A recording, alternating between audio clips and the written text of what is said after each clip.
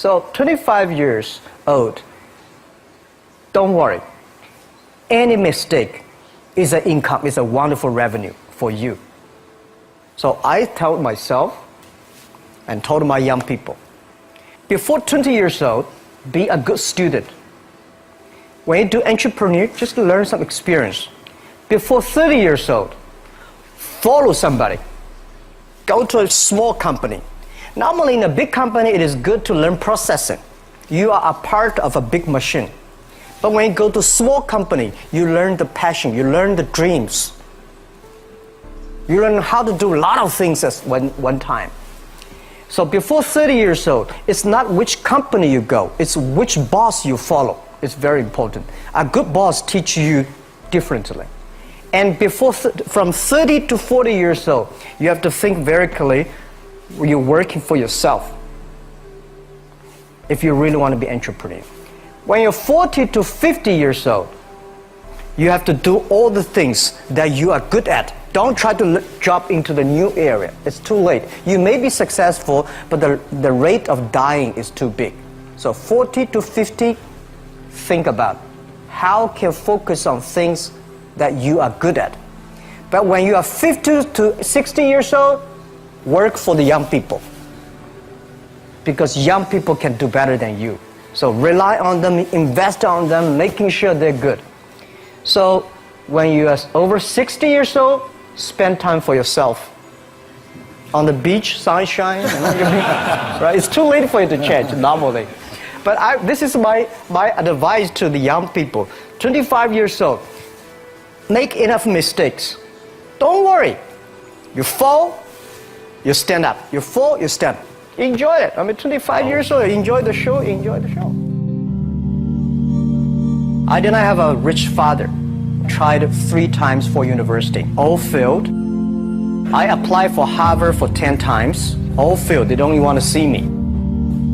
For the last time, I went to the teachers' college, which was considered the 3rd or 4th class of my city. So I applied jobs for 30 times, got rejected. It was so difficult at that time. I was so frustrated because I taught in the university. My pay was $10 a month. Because I could not find a good job in 1994. Discussed that I'm going to do something called internet. And 23 of them against it. They said, this is a stupid idea. We have never heard about internet. And you know nothing about computer.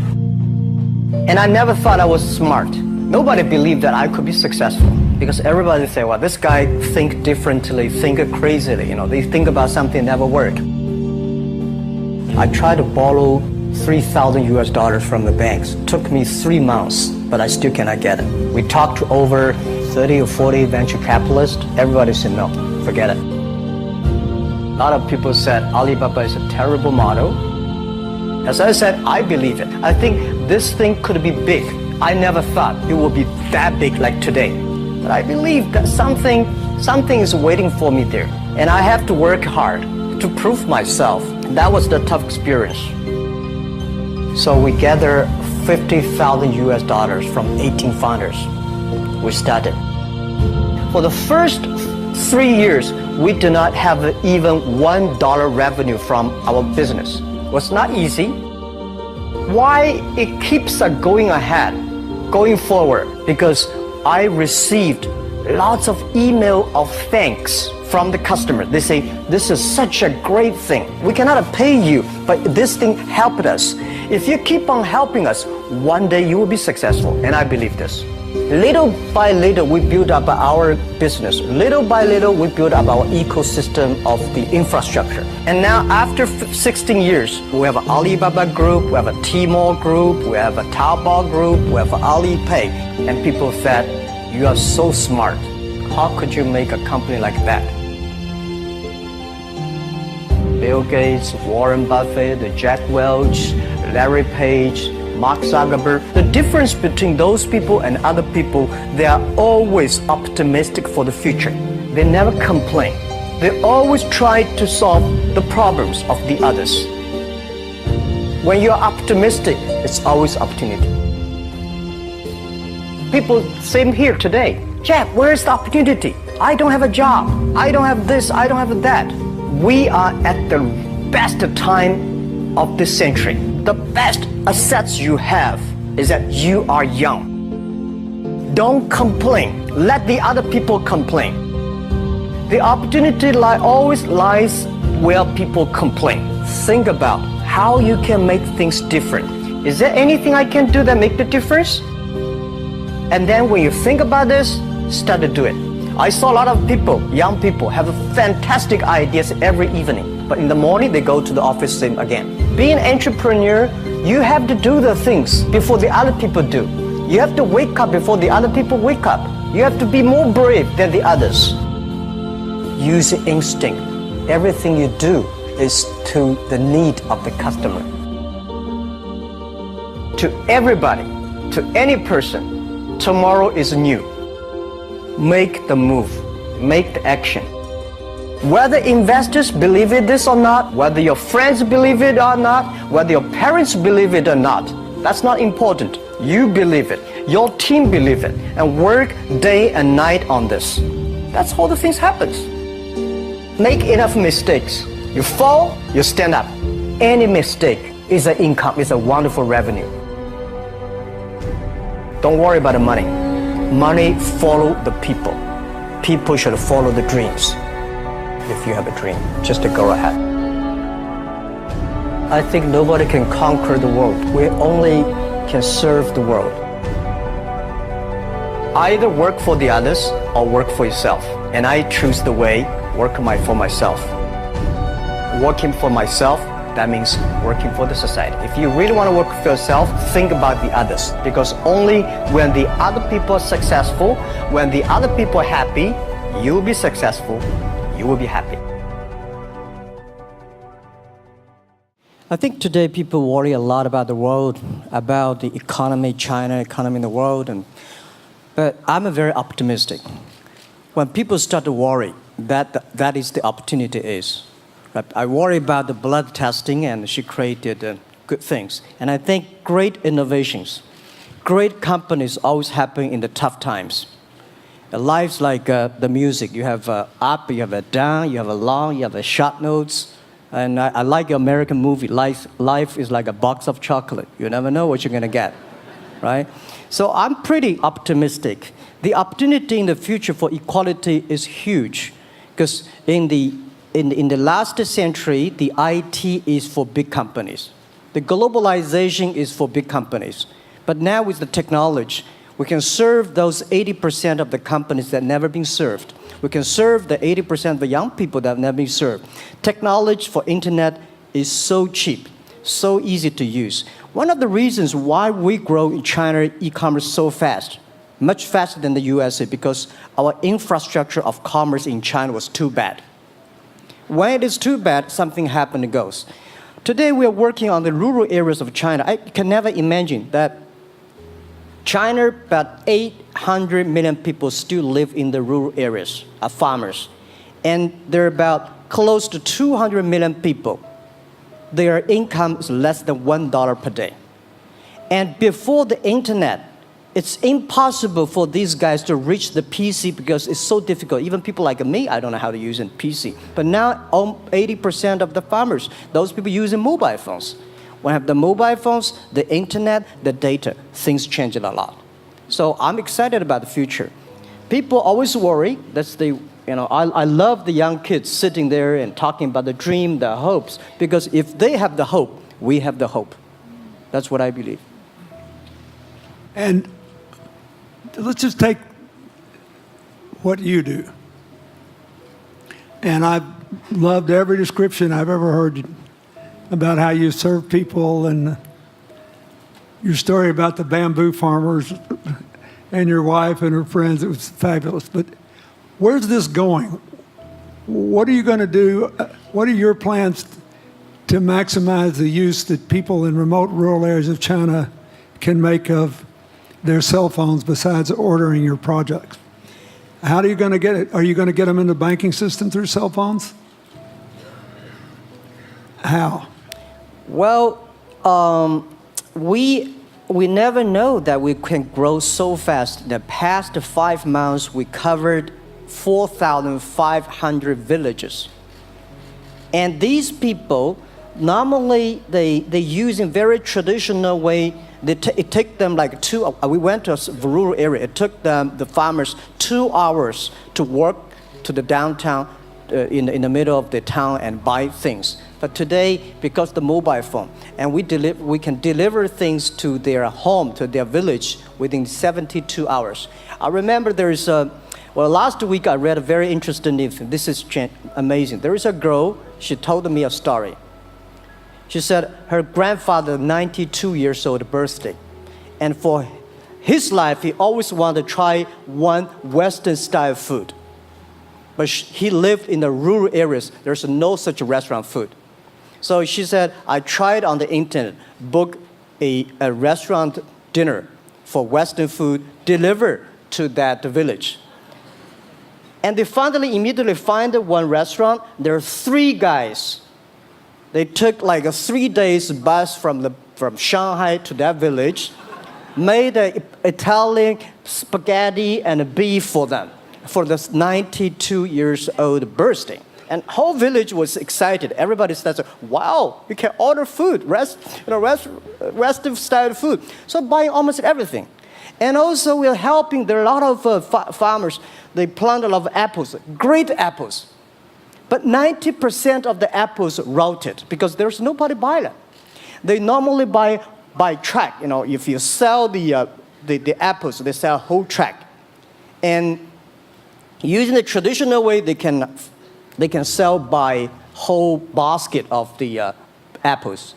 But now, because of the internet, they sell by one. Each apple they sell $1. Or 1 RMB or 2 RMB for each. So the farmers see using internet, they can buy and sell using the mobile phone. That changed their lives. And I think it's exciting. And people need examples when they see, my neighbor made money through online to selling things. My neighbor buy much interesting things online. People start to learn. And more people start to buy the mobile phones. We cannot make all the mobile factories to sell phones to them. Only they know the mobile phone really works, helping change their lives, they start to buy the mobile phones. Just one more question. And then, do you think this will make the current problems like the current problem in China less likely? That is, if we'll have more market information and the market will drive where the investment goes instead of the government trying to make judgments about, I better build another housing development or office development here, there, yonder, and you wound up with a bubble. If it comes from the bottom up, is it more likely that fewer bad things will happen? Yeah, I think last week I was in Seattle discussing about the China economy. I think you American people worry too much about the China economy. Well, you see, every time when you start to worry about China goes better. Every time you think China is in problem, we'll get better. But when you have to say, you have a high expectation of China always a problem. Like parents have the expectation of the kids, of the same. But there's a big difference between American consumption because people say, the economy is bad, so China consumption will be good low. No, totally different. You Americans love to spend tomorrow's money. And the other people's money, maybe. Or maybe the children's money. We Chinese love to save money. We are probably the largest country, the safe deposit in the whole world because we've been poor for so many years. When we make money, we put in the banks because someday we know the disaster is coming, so we can spend the money. So when the economy is bad, we still have the money to spend. You guys probably don't. You worry. And the second thing is that China been focusing on developing for the past 30 years. China government so strong on investment, so strong on exporting, but they are too weak on the domestic consumptions. Domestic consumption is not driven by government; it's driven by entrepreneurship, driven by the market, not the government. So in the past 20 years, government is so strong. Now they're getting weak. It's our opportunity. It's our showtime to see the market economy, entrepreneurship, how we can develop the real consumption. I think if the China develop the great consumption, we have a 300 million middle class. In next 15 to 20 years, we're going to have 500 million middle class. We need to import a lot. So when we start to import, that's a great. I worry a lot when we export. When we export, we got a terrible sky, we have a terrible water, we have a terrible environment. When we start to import, we got to be better. So that's all the great opportunity, guys. Be happy about that. I'm serious. I agree with that. I'm serious. Yeah. Worry about yourself. Don't worry about the others. The reason some of us worry about China is we depend on you to buy our debt. However, I tried to be more Chinese when I was president. I saved a lot of money. So good. Good. But I just wanted you to say that because I really believe that. I mean, I think you're absolutely right. The trend toward greater internal consumption I think, will remain unbroken in spite of whatever the difficulties are in the next few months. I think it's important not to overreact. You can't break the trend. You've got to clean up the land from chemical contaminants. You've got to clean up the air. You're going to do it. Yep. And a lot of Chinese will make a lot of money out of that. There'll be a lot of great new companies, and there'll be opportunities to import from other places. Yeah. So can you discuss your theory of what you're doing and other things in terms of whether it advances equal opportunity and social solidarity? Tell them what you think is going to happen. And what other kinds of, when your opening remarks, you just said technology is going to be active in this way in other areas of the economy. What do you think the next big opportunities are? But first, tell them just in 2 sentences what you're doing, because Jack and I know, and we haven't been clear enough. Explain it, and explain how you think that advances social solidarity and equality of opportunity. Well, our work is in the belief that access to health information is a basic human right. And that lab information, particularly because lab data drives 70% of clinical decisions, needs to be accessible to people before they're sick. So if you look at the word diagnose in the dictionary today, it says to determine the presence of disease from symptoms, which means by definition, we're determining that people are sick once a disease has already progressed. And our work is in being able to make lab testing accessible to people in time for therapy to be effected. And to do that in a way in which every person, irrespective of their insurance status, irrespective of where they live, can afford the ability to get a test done. So that means, in our case, we've invested the last 12 years in now developing hundreds of tests, many of which are less than $10. So $2 tests in the United States. And I think one of the amazing things about this country is that we have such an incredible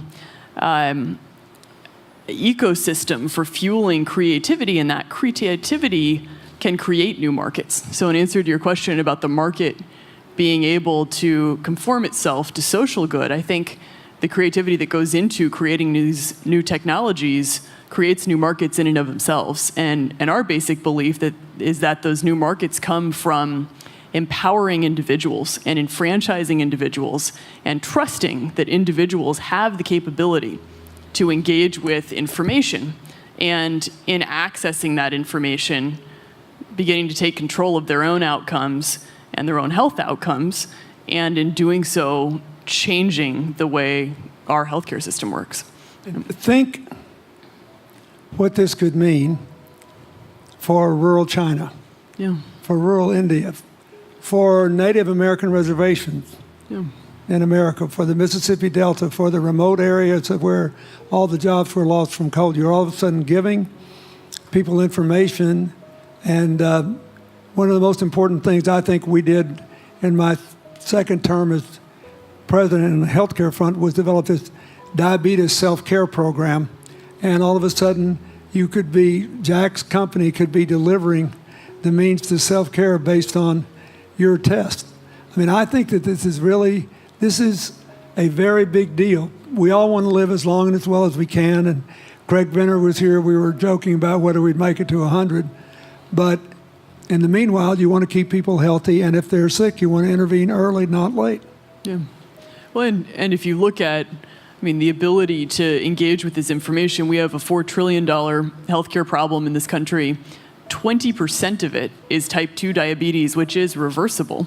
And we have 90 million Americans who do not know they are pre-diabetic.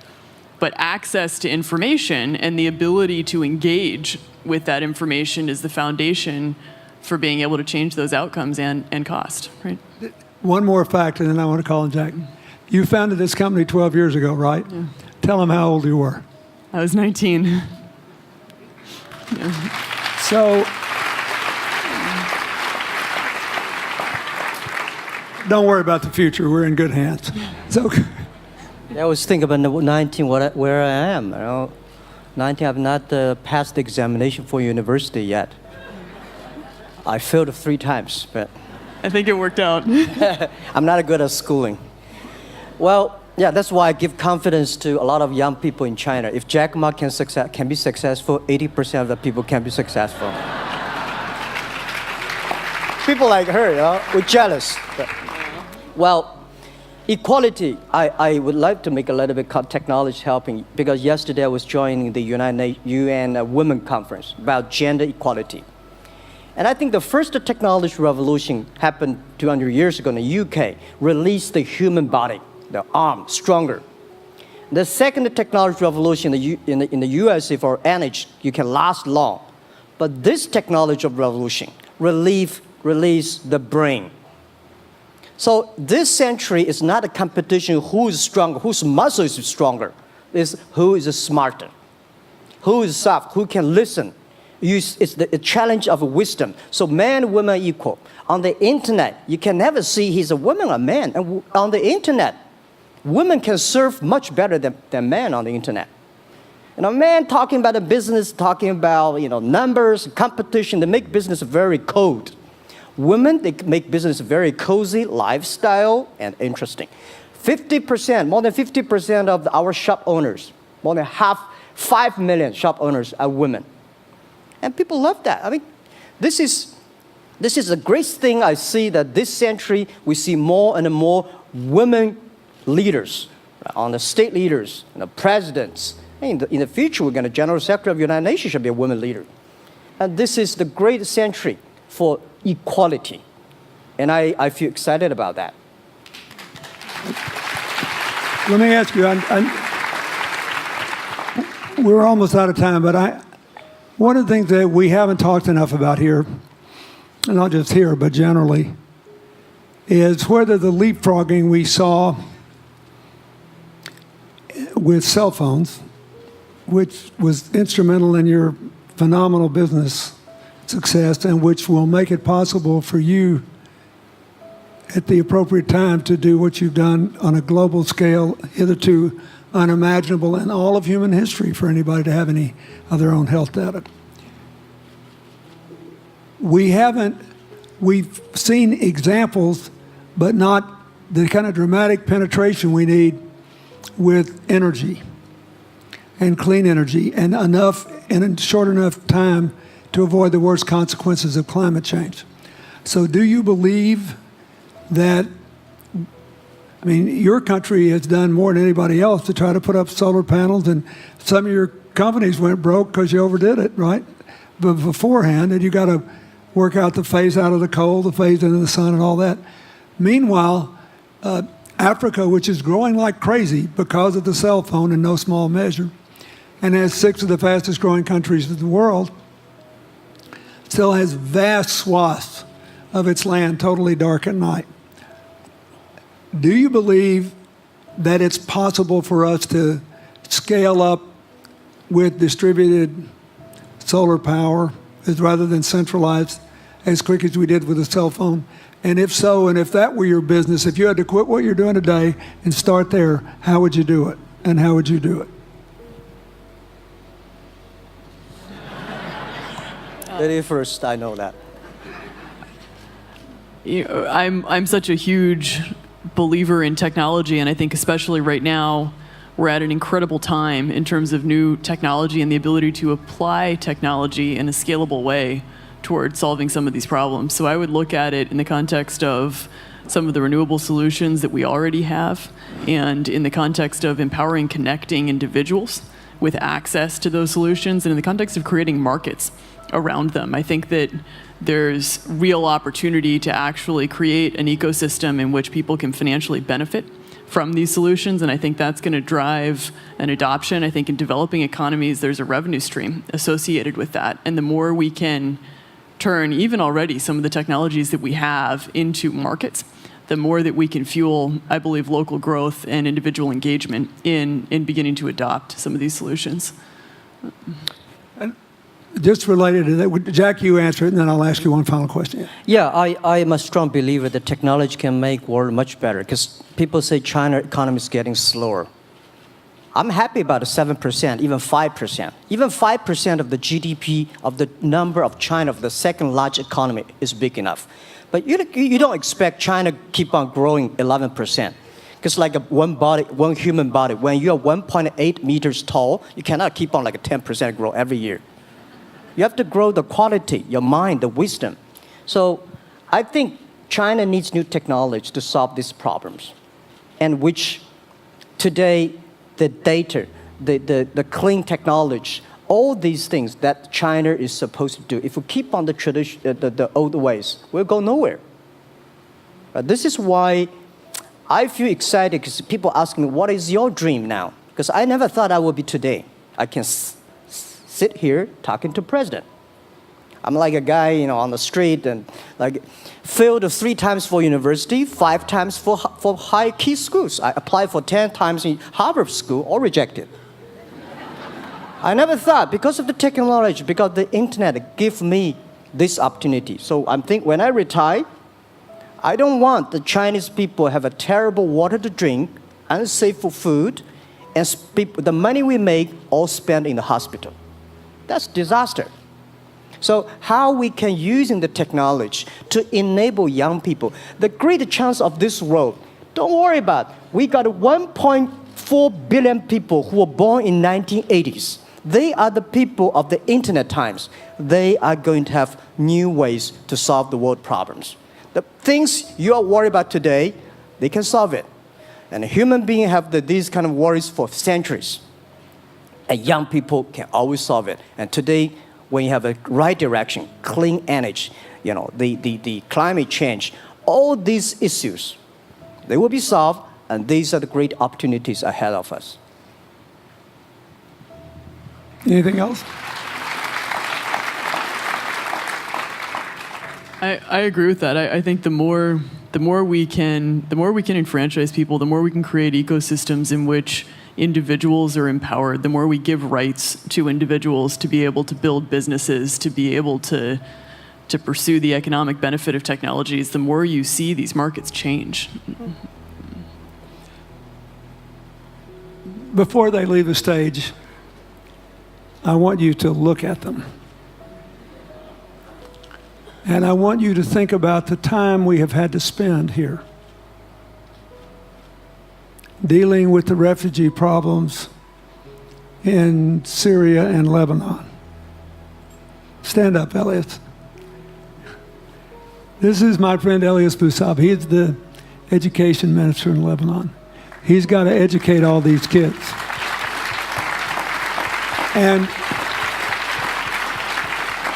so he left a miracle that very much reflects the lives that Elizabeth and Jack have lived. He was in a very responsible position at the American University of Dubai. They started bringing American scholars over there to live in an Arabic culture.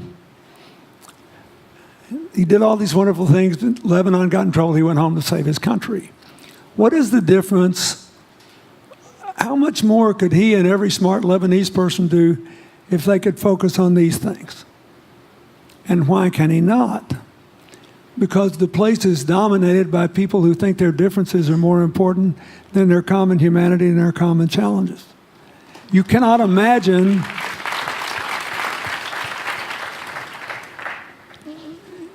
Jack Ma's proud of being Chinese. I like that.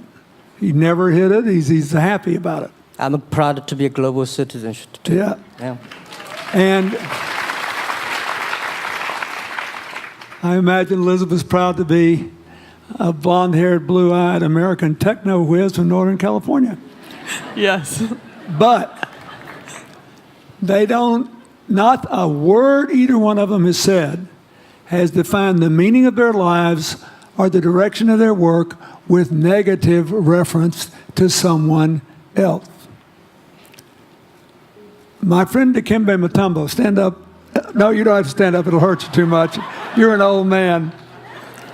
My 7'2" tall friend was just inducted into the National Basketball Association Hall of Fame. And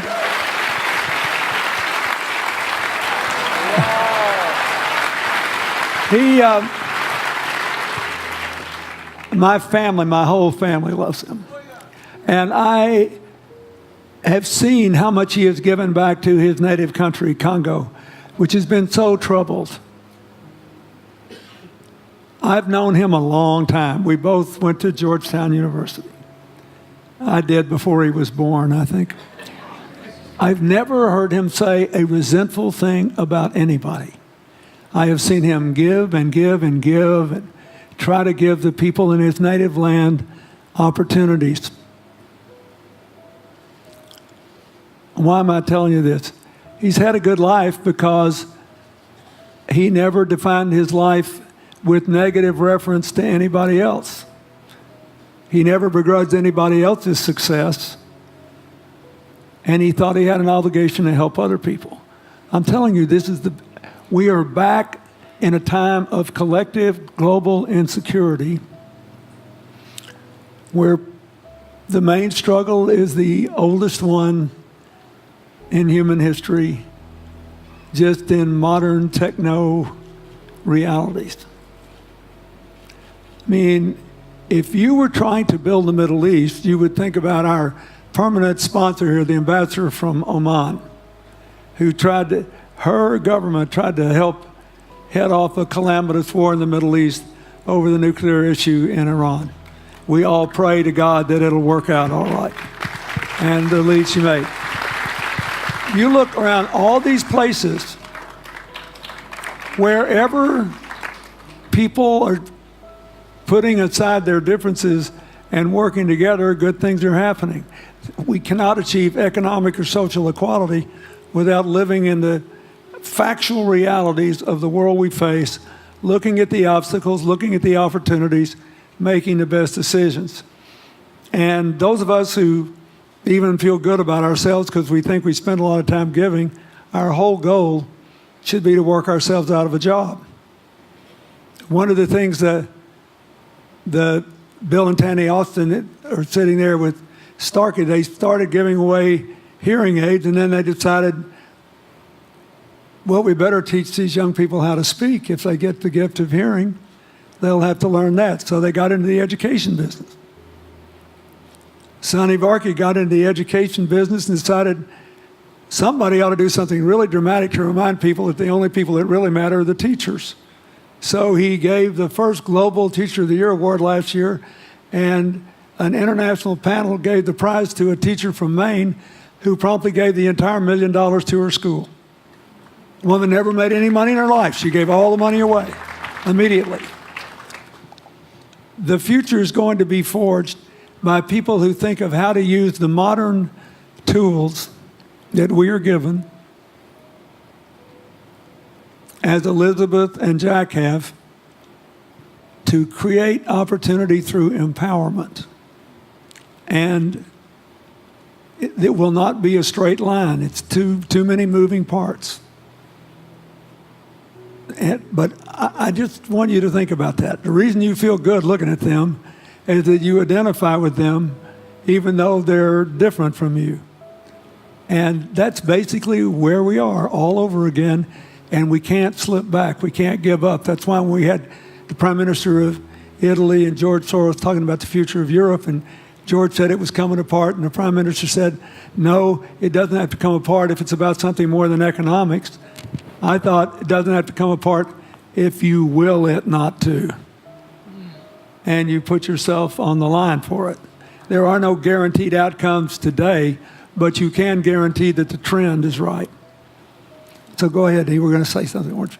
Yeah, I just wanted to add, I mean, as we're talking about the future and from my own experience and looking at all the faces here, I think a huge part of the answer to your question is also to raise our little girls with the stereotype that they can be the best in engineering and science and math. Because when they do in all of these industries, it changes everything. And we need to do that in this country, and we need to do that as parents in other countries. You know? Yeah, I was thinking about if what you say. I think about when you talk about problems, you normally it's like a politician. When you talk about opportunities, that the business people. I was thinking about how we can using this all the problems that change the problem become the opportunity. And I don't know. I just feel excited when people talk about problems. I think think about if you can solve one of them, that's the chance. And today, nobody live in this century has so many opportunities and so many tools they can use to change other people's life. And I think in the last century, which I call the IT time, this century is called the DT time, data technology. IT is to empower yourself, make yourself strong. DT is to empower the others. When you empower the others, you empower your future, yourself. So when I listen to you talk, I agree, and I think that's why we were born in this century. That's why how we can use the internet to help more people. Let's give him a hand. Thank you.